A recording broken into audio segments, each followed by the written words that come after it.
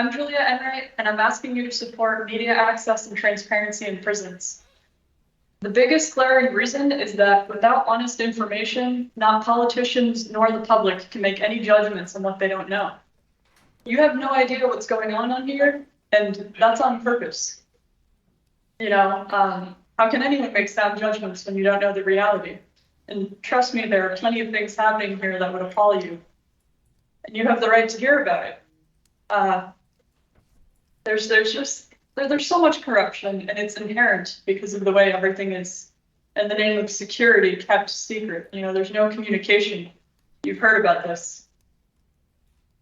The administration is advertising their support of rehabilitation, and yet when you talk to the long-termers, women who've been here for decades, they all say the same thing.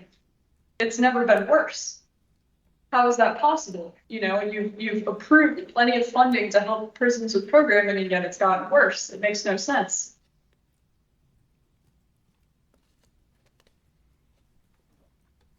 I'm sorry. Here's just an example of things that are happening.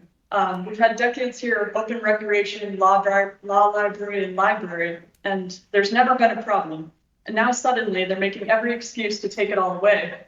We in the women's prison have lost over 70% of rec and law library since September.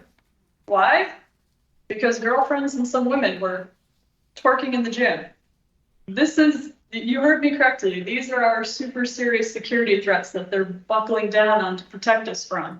They will make any excuse to shut everything down here. And right now, they want that to be permanent, just because some girls were twerking in the gym. On top of that, even before this, the men still had more rec hours than us. We're like living in the twilight zone here.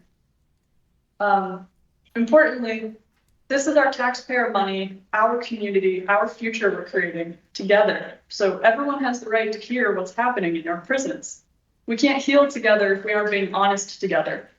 And anyone against media access in prison probably has something to hide.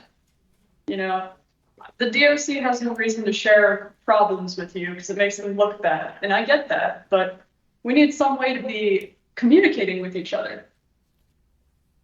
I'm also asking you to support elder parole. I only have a couple seconds left, but honestly,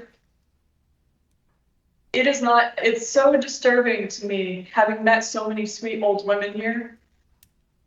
And it's just unnecessary. They don't need to be here. Please send our elders home. And thank you so much for hearing me today. Julia, thank you very much for your testimony.